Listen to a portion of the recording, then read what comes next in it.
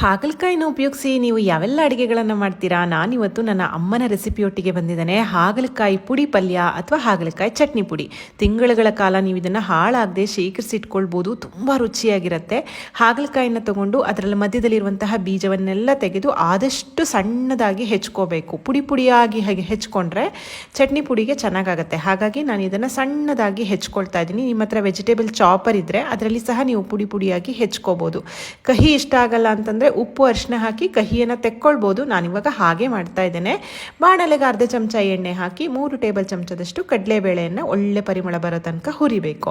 ಅದಕ್ಕೆ 2 ಚಮಚ ಉದ್ದಿನಬೇಳೆ ಸೇರಿಸಿ ಅದನ್ನು ಹುರಿರಿ. 1 ಚಮಚದಷ್ಟು ಕೊತ್ತಂಬರಿ ಬೀಜ ಸೇರಿಸಿ ಅದನ್ನು ಹುರಿರಿ. ಇಲ್ಲಿ ಒಂದು ಕಪ್ಪಿನಷ್ಟು ಒಣ ಕೊಬ್ಬರಿಯನ್ನು ತಗೊಂಡು ಗರಿ ಗರಿಯಾಗೋ ತನಕ ಹುರ್ಕೊಂಡಿದ್ದೇನೆ. ಒಂದು ಒಗ್ಗರಣೆ ಮಾಡ್ಕೊಳ್ಳಿ. ಎಣ್ಣೆ, ಸಾಸಿವೆ, ಉದ್ದಿನಬೇಳೆ, ಕಡಲೆಬೇಳೆ ಹಾಕಿ ಒಗ್ಗರಣೆ ಮಾಡಿ ಹೆಚ್ಚಿರೋ ಹಾಗಲಕಾಯಿ ಹಾಕಿ ಅರಿಶಿನ ಹಾಕಿ ಅದನ್ನು ಚೆನ್ನಾಗಿ ಬೇಯಿಸ್ಕೊಳ್ಳಿ. ಈ ಕಡೆ ಮಸಾಲೆಯನ್ನು ಈ ರೀತಿ ಮಿಕ್ಸರ್ ಜಾರ್ನಲ್ಲಿ ಪುಡಿ ಮಾಡ್ಕೊಳ್ಳಿ. ಹಾಗಲಕಾಯಿ ಕರಟಬೇಕು, ಅಂದರೆ ಕಪ್ಪಾಗಬೇಕು, ಅಲ್ಲಿ ತನಕ ಅದನ್ನು ಚೆನ್ನಾಗಿ ಹುರಿದಿಟ್ಕೊಳ್ಳಿ.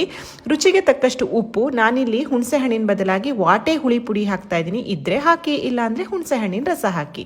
ಮಾಡಿದಂತಹ ಪುಡಿ, ಅಚ್ಕಾರದ ಪುಡಿ ಎಲ್ಲ ಸೇರಿಸಿ ಚೆನ್ನಾಗಿ ಹುರಿದಿಟ್ಕೊಂಡ್ರೆ ರುಚಿಕರವಾಗಿರುವಂತಹ ಹಾಗಲಕಾಯಿ ಚಟ್ನಿ ಪುಡಿ ತಯಾರಾಗುತ್ತೆ.